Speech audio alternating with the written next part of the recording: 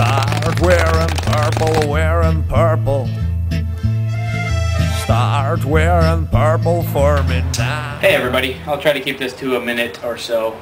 You've seen me enough today if you've watched the other videos we've done. I just wanted to say a couple things about the barrel brake test, talk about our methodology a little bit just so everybody kind of knew where we were coming from. And then we've decided that the best way to go is to present the data, let the conversation flow for as long as possible. When we jump in, it tends to be viewed as if we have an agenda or we're trying to skew the results in some way. We'd rather have everybody else come to their own conclusions and then we'll weigh in with what we think. Obviously, as we're designing these tests, we have a lot of conversations about these things, how the tests are going to go, what we're trying to find, what we think we'll find.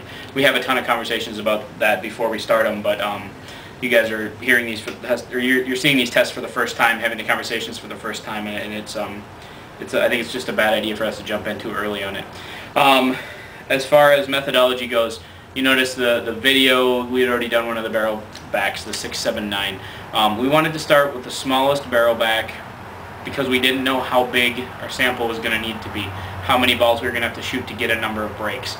We weren't sure if we'd be giving a break every 100 balls or every 1,000 balls. Obviously, we needed to get enough breaks to be able to say that there was a difference between two barrels, or say there wasn't a difference.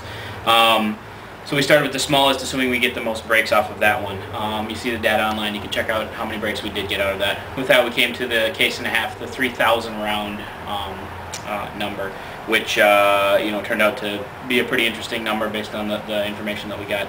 I do want to say that the number of barrel breaks and the number of chops we had was relatively small. It was from 4 to 7-ish on those numbers. That was over 3,000 shots. We would have loved to be able to do statistical analysis on it, which would mean having 20 barrel break events.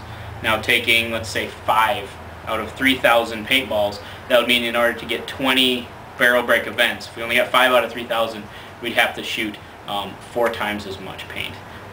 That's turning into 12,000 rounds per barrel back, which would give us a lot more statistical analysis. I think what I'd recommend is, if you want to kind of get inside our heads, what we were thinking about is start by going back and looking at Cockerpunk's video on scale.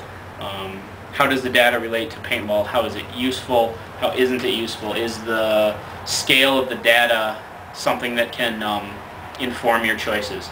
Go back, think about scale a little bit, and then look at the data again, and that's, I think, going to get you somewhere in the lines of where we're coming down. Obviously, we just finished the test. I just got out of the shower. 10,000 paintballs is a lot of mess.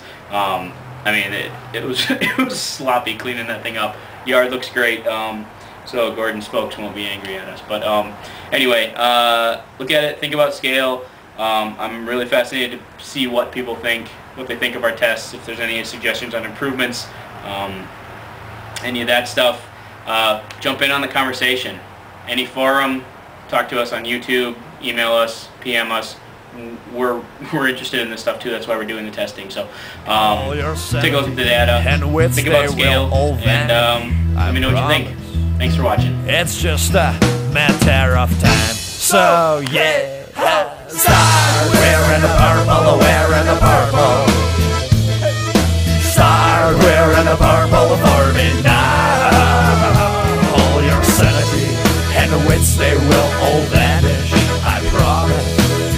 It's just a matter of time. I met you when you were at 20, and I was 20, but thought that's all years from now.